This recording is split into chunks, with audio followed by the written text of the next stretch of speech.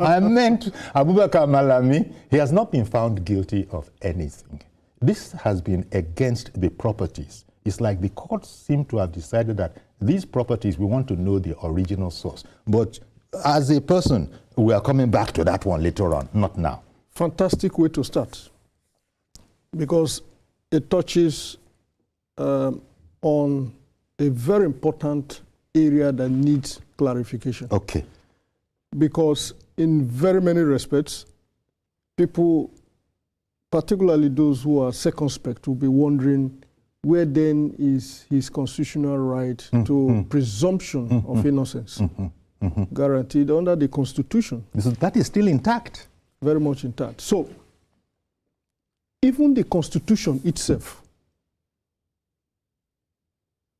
makes in its final section dealing with the fundamental rights of Nigerians the capacity to derogate. To derogate is to move away from the rights of Nigerians in certain circumstances. Okay. What that directly says is that rights under the Constitution entrenched are not absolute. Okay. There are circumstances in which these rights can be derogated from. Right to property is provided under Section 33 of the Constitution of the Federal Republic of Nigeria. The right to derogate from that constitutional fundamental right to own property is well found under Section 44. Okay. In fact, it is applicable to virtually all the provisions of the Constitution, including your right to life. It says, of course, okay. Of course, if and when a court of competent jurisdiction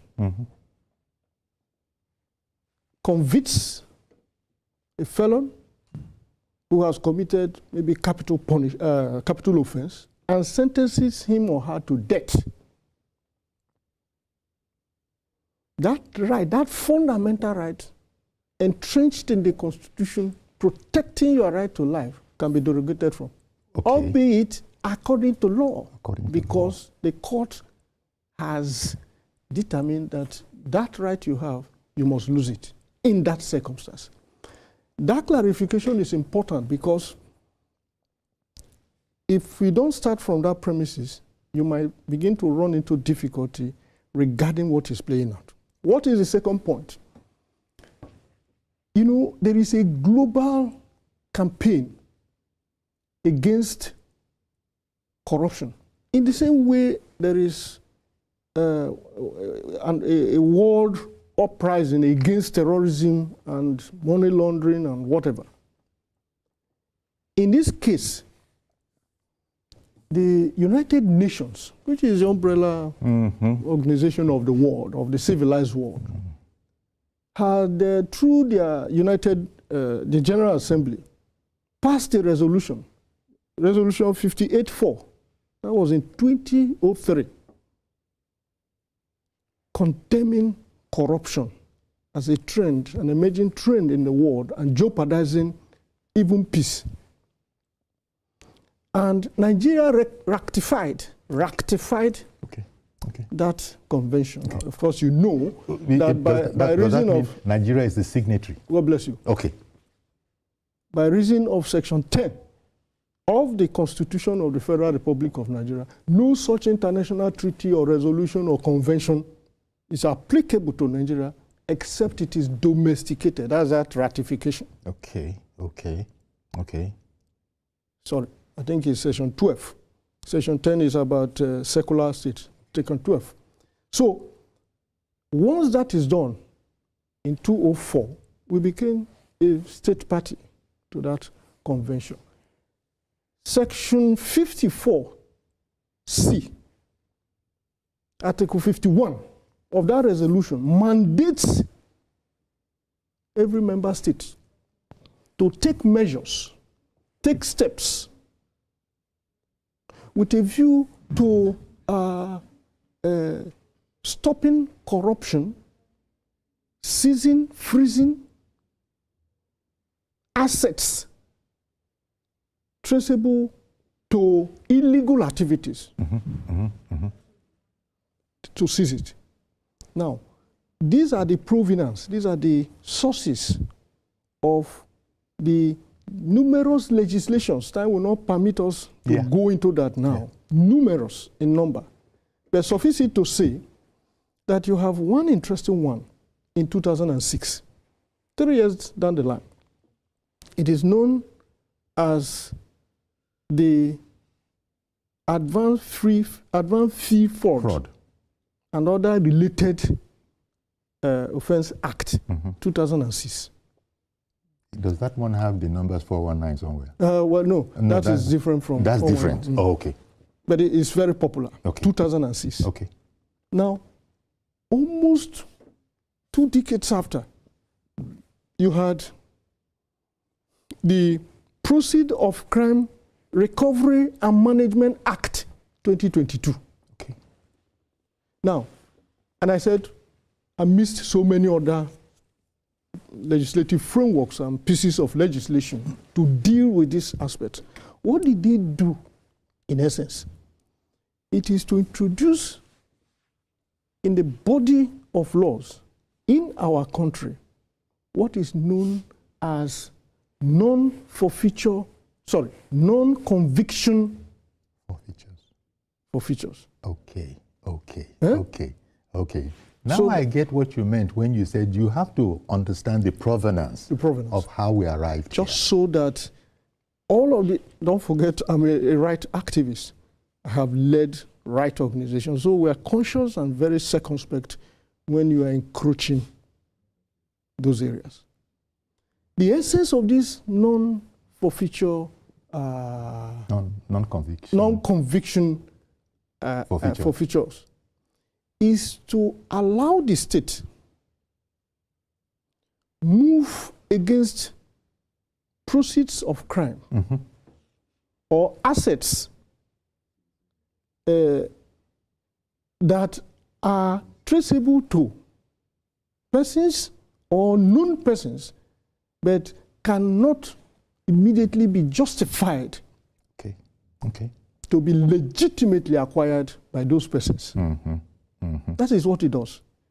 In essence, it bridges the gap that the state suffers in trying to go through the whole hog of prosecution, conviction, and sentencing before forfeiture. Are you with me? I am. The law says you are not guilty until you are proven to be guilty. Now, the presumption of innocence. Presumption of innocence. And what that presupposes is that your guilt will be established upon your conviction and sentence. Upon your conviction. That is when you either lose or retain that presumption.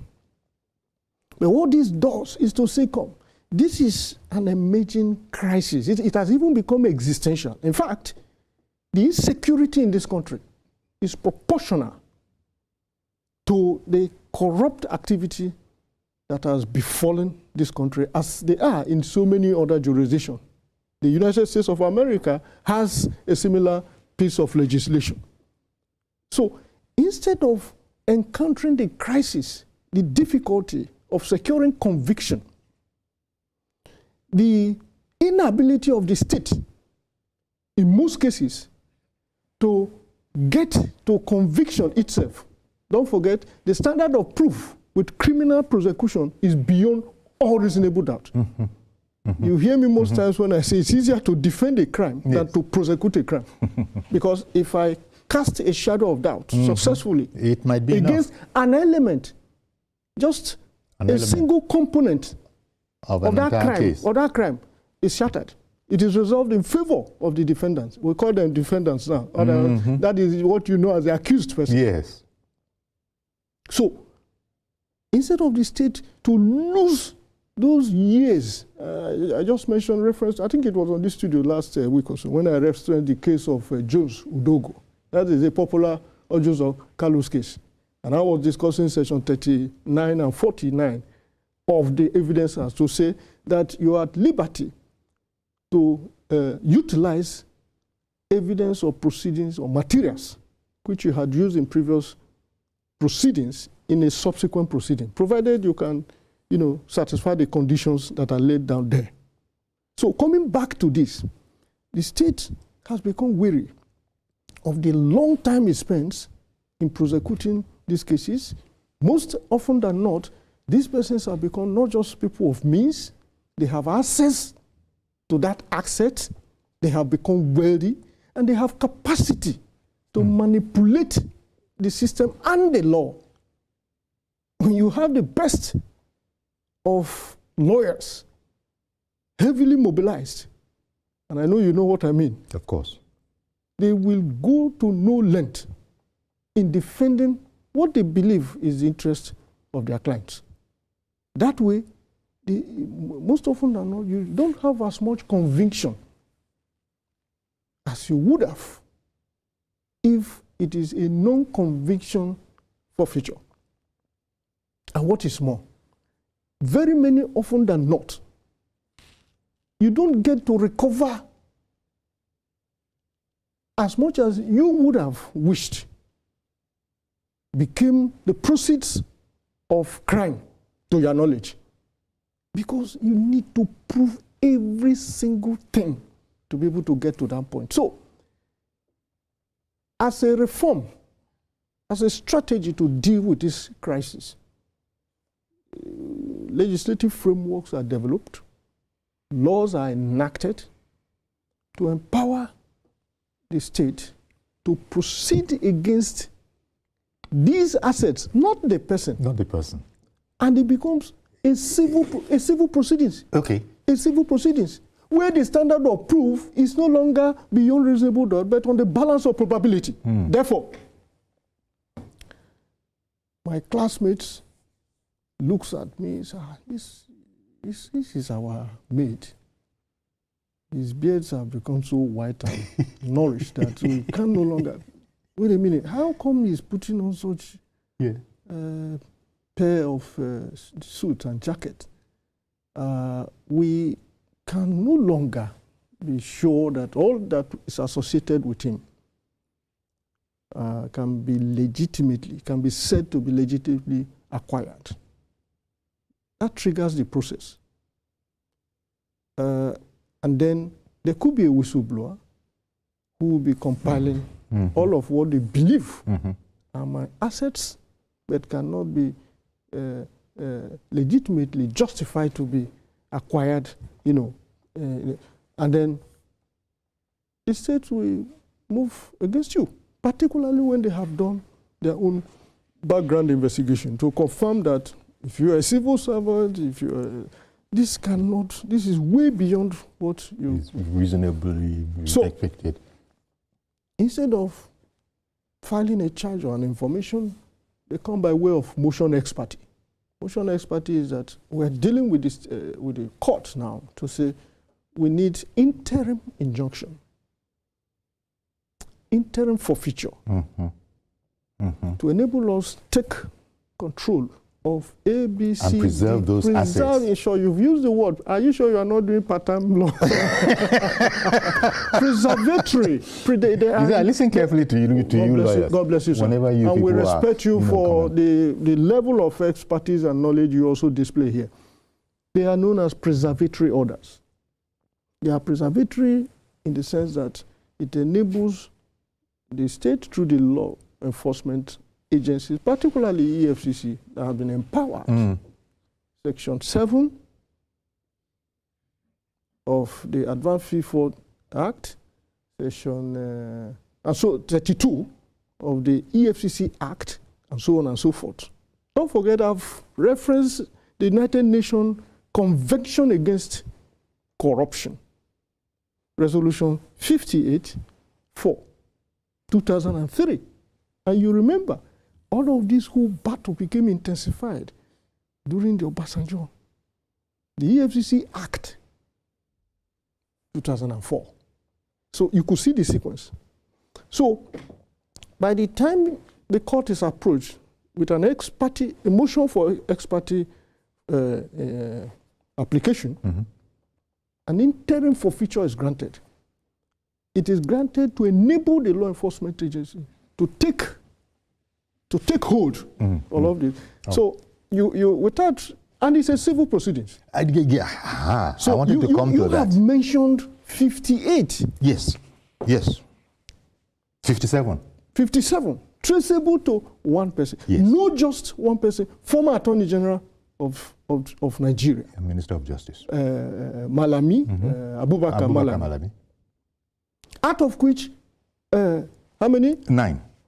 Only 9 survived. So, yes. So 40, 40, what was final forfeiture? The final forfeiture now is 48. 48.